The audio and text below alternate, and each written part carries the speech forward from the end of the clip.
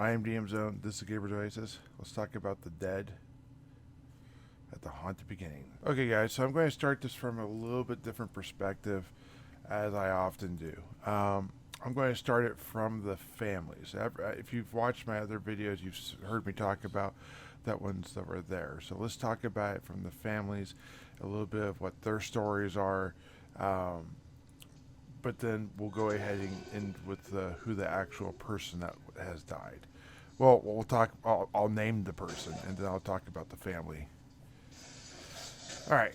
So, Steward Thurston.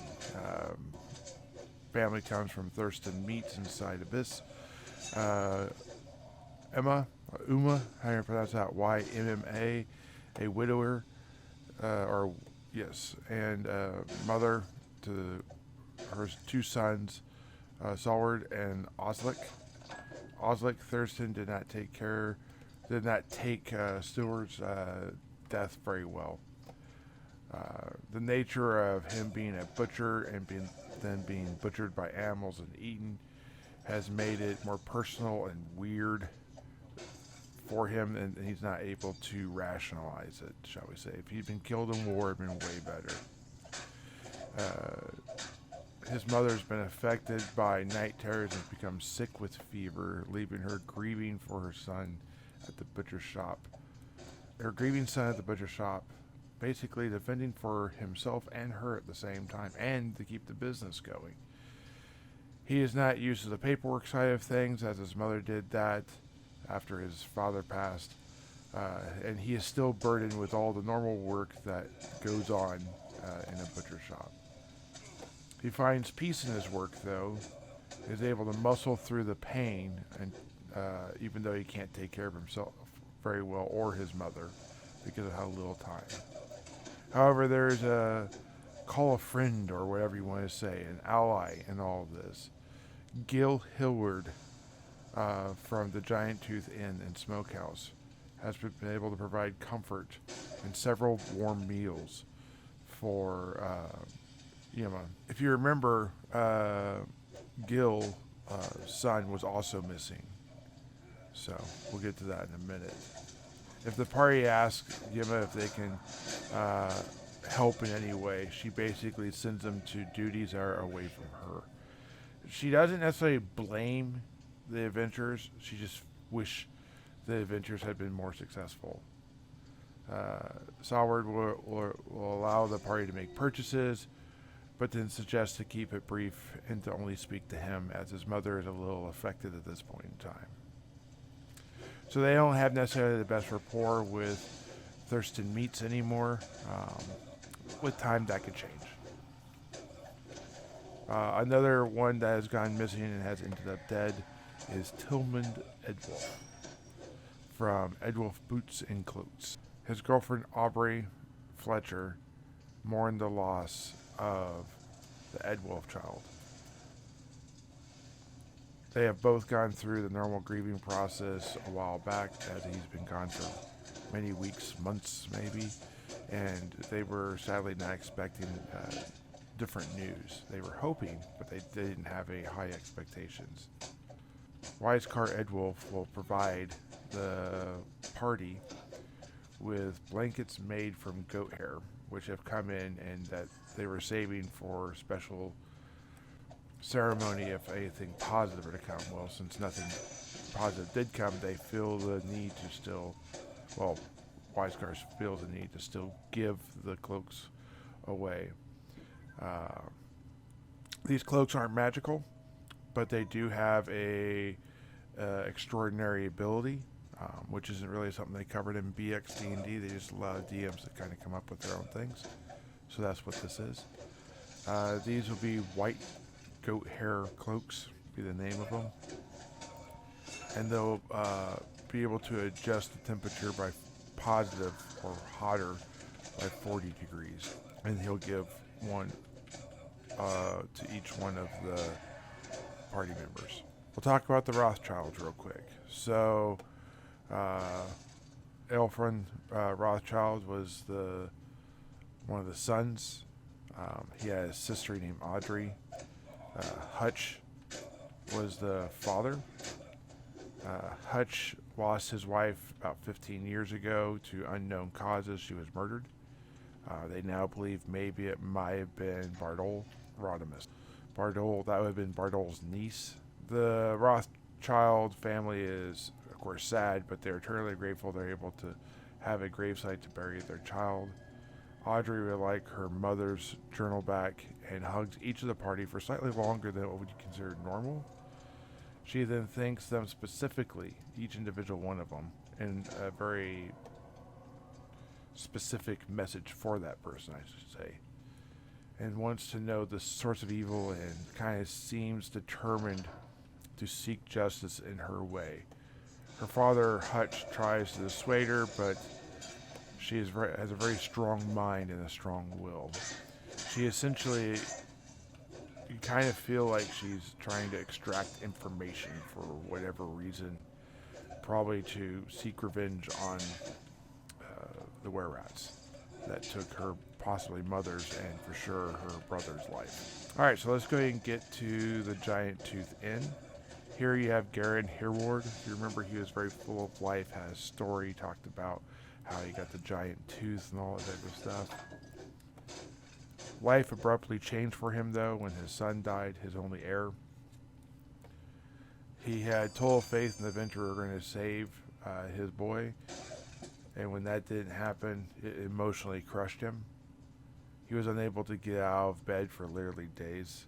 Gil Hillward, his wife, cared not only for him, but for Yema, making them food and drink while only talking to Yema for nearly weeks. Geraldine barely spoke during this period of time. When Garen came back to work almost 2 weeks later, it took some time to clean up all he had. All the visitors during this time were basically paid to go find someplace else to stay. Essentially, this was the only thing the wait staff could do, because the waitresses and maitre d's and all that type of stuff for the smokehouse could not run both. And since Gil or Garen was not there, it really put a burden, and there was a lot of, they didn't know what to do. Garen will still continue to serve adventurers and go through the antics of having them, though he's a little less personable. He tries. He does, however, charge an adventurer's tax for 25% more for their food and stay. He asks the party to leave their room that he provided for them and not to come back to his establishment, as seeing them brings too much pain. He's not necessarily angry at the party. It's very emotional and crushes him every time he sees them. He will offer them 10 days to clear their stuff out and has made arrangements with the brew house across the street for them to stay there. The brew house is going to make a small upgrade where he is going to add rooms specifically for adventurers. Sinhelm Hereward was the name of the boy they lost. Then you had Estris Leofric, who had the unique thing that she was the only one that was not an actual child. She was a full adult that had gone missing. Her husband, Walt Leofric, finds himself unable to continue doing. His son will not leave the Temple of Life. If you remember, Walt was the owner of the Mason's Lab. His son left to go to the Temple of Light to become a priest. So there is no one left to leave his business to. His wife has passed, been killed by rats or goblins, which he has a biting anger towards. His son will not come out of the cloth, so his son will never be an owner of anything. So he doesn't find value in the work that he does. He doesn't necessarily need money, and he has the ability to sell his business. Oh my God. He makes arrangements with a young apprentice that has just been released from basically the Mason program or guild, to step out of the Master Shadow and to basically buy his establishment with payments over time, With that, they're also buying the fact that this will be a growing area with Rodemus Keep now being reclaimed, and that the city will probably have some sort of upgrades. So this is going to be a very prosperous area for at least the next 20 years or so. The last one that died was Sawara Eastman from the Eastman Resources, the general store in town. Sawara had two parents, Rex and Evelyn. They also have a son, Segar, Segar. They've also been expecting this loss. Not that they were hoping for it. They were hoping for a better result. As it's been far too long for anything else really to happen. They were one of the first children to go missing. They're also grateful for the ability to have a gravestone. They actually import the stone from Thorzold and pay Walt Leofric because I don't feel asking Walt Leofric to make a headstone for their child is appropriate. So they don't want to take money away from him. So they paid for that headstone twice. They've been mourning several months privately with their loss of Siwar. They offer to fund the party anytime they're leaving Abcis on their adventure so that they have supplies for the next town, essentially. So that's basically the ones that have died, how the villagers have reacted, and that type of stuff. There will be an update to this video as they come back from B2. That's the next place they're going to go to, Keep in the Borderlands. These stories will continue to evolve as the timeline progresses.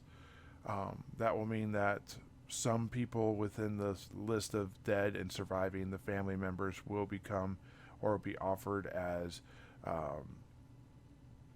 henchmen or porters or torchbearers, or maybe even future adventuring groups can go ahead and pull people from this to